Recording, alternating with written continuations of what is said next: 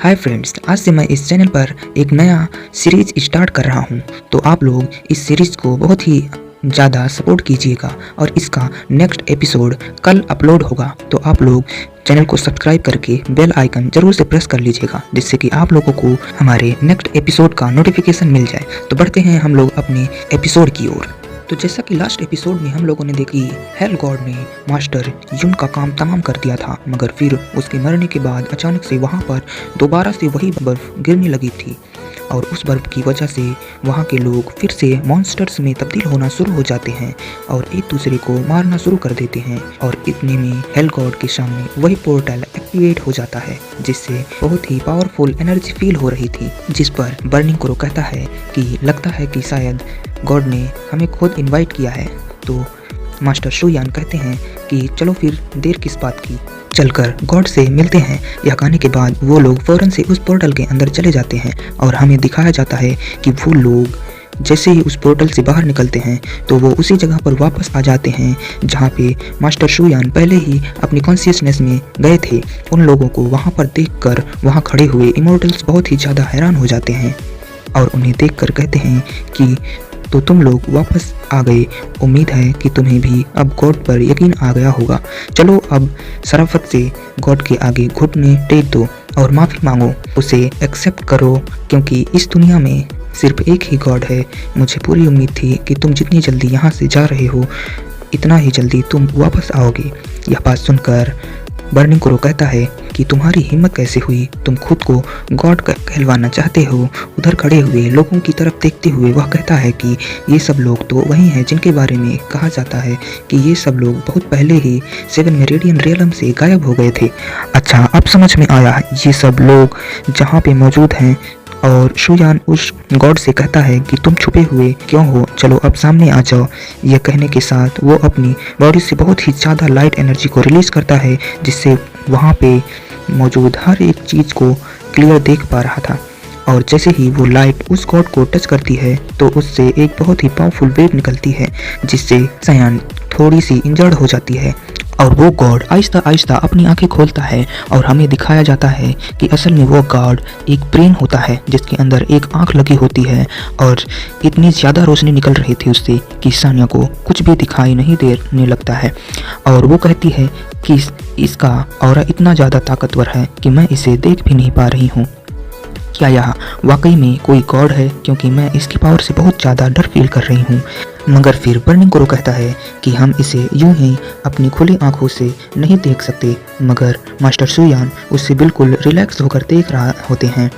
उस पर उस गॉड की एनर्जी का कोई भी असर नहीं हो रहा था और वह उस गॉड से कहता है कि मैं जब लास्ट टाइम तुमसे मिला था तो तुम इतने ज़्यादा ताकतवर नहीं थे, तुमने खुद को काफ़ी स्ट्रांग बना लिया है। तो वह गॉड कहता है कि खुद को स्ट्रांग बनाना ही तो मेरी सबसे खास एबिलिटी है। मुझे यह पावर सिर्फ और सिर्फ मेरे फॉलोअर्स से मिलती है और मैंने सोचा नहीं था कि तुम मेरे इतने ज़्यादा फॉलोअर्स को इतनी जल्दी मार दोगे। तुम्हें देखकर सच में मुझे काफ़ी हैरानी हुई कि तुम इतने ज़्यादा लोगों को मारने के बाद भी अभी तक बिल्कुल सही सलामत हो।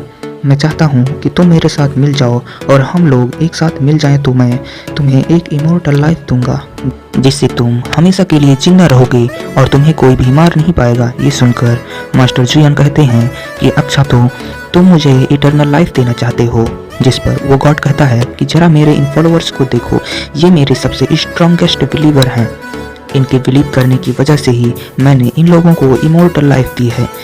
जिस पर बर्निंग क्रो कहता है कि क्या ये कोई इमोर्टल लाइफ है, तुम इस लाइफ को इमोर्टल लाइफ कहते हो। तुम तो मुझे लग रहा है कि शायद ये सारे के सारे यहाँ पर कैद हैं। ये लोग ना अपनी मर्जी से कुछ कर सकते हैं ना कहीं जा सकते हैं, तुम इसे इमोर्टल लाइफ कहते हो। मुझे तो शर्म आती है ऐसा कहते हुए भी। ये सुनते हुए वो गॉड दोबारा से हंसने लगता है और कहता है कि तुम बेवकूफ़ हो, तुम्हें क्या पता कि इमोर्टल लाइफ की भी कुछ फॉर्मेलिटीज़ होती हैं। और ज़रा देखो यहाँ पे कितने ज़्यादा इमोर्टल मौजूद हैं और ये सारे के सारे मेरी वर्शिप करते हैं, जो कि साबित करता है कि मैं ही रियल गॉड हूँ। जिसके बाद सर्जन कहता है कि क्या वाकई में तुम गॉड ही हो, चलो फिर देखते हैं। ये कहते ही मास्टर शुयान अपना एक कदम आगे बढ़ाते हैं और उनकी बॉडी से एक रोशनी निकलती है जो कि वहाँ पे हर जगह फैल जाती है। और शुयान कहता है कि ये मेरा पहला स्टेप है। उसके बाद उसी तरह मूव करता हुआ देखकर गॉड भी हैरान होता है और कहता है कि ये तुम क्या कर रहे हो।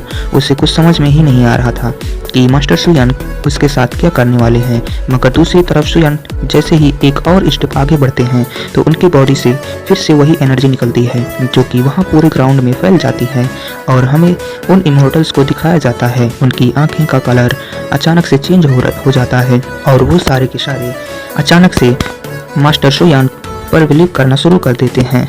वो गॉड कहता है कि ये तुम क्या कर रहे हो, मेरा हार्ट वो वीक हो रहा है, प्लीज़ ऐसा मत करो। मगर मास्टर सुयान उसकी कोई बात नहीं मानते। वो गॉड पर उस पर एक के बाद एक एनर्जी वेव अटैक किया जाता है, मगर मास्टर सुयान की सील उन सारे अटैक्स को बहुत ही आसानी से ब्लॉक कर रही होती हैं। और फिर मास्टर सुयान जैसे ही अपना तीसरा स्टेप आगे रखते हैं तो फिर से वही एनर्जी रिलीज होती है जो कि इस मर्तबा पूरे ग्राउंड में बचे हुए जितने भी इमोर्टल्स होते हैं उन सबको भी अपने कंट्रोल में कर लेते हैं। और वो गॉड बिल्कुल हक्का बक्का रह जाता है और कहता है कि ये सारे मेरे बिलीवर्स थे, ये सारे कैसे तुम्हारे बिलीवर्स बन गए। और बर्निंग क्रो भी उससे पर हंसने लगता है और कहता है कि क्या ये थे तुम्हारे बिलीवर्स। देखो मेरे मास्टर ने सिर्फ 3 स्टेप में ही इन लोगों को अपना बिलीवर बना लिया है। ऐसा क्यों लग रहा है कि जैसे तुम्हारे बिलीवर्स सच में तुम्हें गॉड मानना ही नहीं चाहते थे, इसीलिए तो वो तुम्हारे साथ इतने लॉयल नहीं रहे। और फिर सोनिया कहती है कि चलो अब देख लो, मेरे मास्टर ही असली गॉड हैं, क्योंकि अब उनके पास हजारों इमोर्टल्स हैं जो कि उनकी वर्शिप करते हैं। यह कहने के बाद वो सारे ही इमोर्टल्स से कहती है कि तुम लोग खड़े क्यों हो, क्या तुम लोगों को अपने गॉड की वर्शिप नहीं करनी आती। यह सुनते ही वो सारे इमोर्टल्स मास्टर सुयान के आगे झुक जाते हैं। ये देखकर उस गॉड को बहुत ही गुस्सा आता है और वो कहता है कि तुम्हारी इतनी हिम्मत, तुमने मेरे सारे बिलीवर्स को मुझसे छीन लिया। और दूसरी तरफ वो गॉड अपने बिलीवर से कहता है कि तुम लोगों ने मेरे साथ धोखा किया है, इसीलिए अब तुम लोगों को इसकी सजा मिलेगी। यह कहने के बाद वो अपने पावर्स का इस्तेमाल करते हुए अपनी एनर्जी को उन लोगों की बॉडी के अंदर ट्रांसफर करने लगता है, जिसकी वजह से वो लोग जोर जोर से चिल्लाना शुरू कर देते हैं और सेम वैसे ही बर्फ आइस से निकलकर उन लोगों की बॉडी में जाने लगता है। फिर वहाँ पर हमें बहुत ही पावरफुल लाइटनिंग गिरते हुए दिखाई देती है, जिससे वहाँ मौजूद हर एक बंदा चिल्ला कर यहाँ वहाँ भागने लगता है। और सानिया कहती है कि मास्टर यह सब क्या हो रहा है। मास्टर जुलियन पीछे पलटकर देखते हैं तो उन्हें दिखाई देता है कि वहाँ पर जितने भी इमोर्टल्स थे वे सारे के सारे डीमंस में ट्रांसफॉर्म हो गए हैं। उस गॉड ने अपनी एनर्जी से उन सारे के सारे इमोर्टल्स को अपनी पूरी की पूरी डीमन आर्मी में ट्रांसफॉर्म कर दिया था, जिसके बाद वे मास्टर जुलियन से कहता है कि अब बताओ, मेरे पास पूरी होली आर्मी टीम है और तुम सिर्फ 3 लोग हो। ये कहने के बाद अचानक मास्टर जुलियन अपनी आइस पावर के जरिए ज़मीन के अंदर से बहुत ही पावरफुल वाटरमेलन बीस्ट को बाहर निकालते हैं। इस तरह दोनों ही आर्मी एक दूसरे के आमने सामने खड़ी हो जाती है। तो यहीं पर हमारा ये एपिसोड ख़त्म होता है। नेक्स्ट पार्ट देखने के लिए चैनल को सब्सक्राइब करें। Thanks for watching.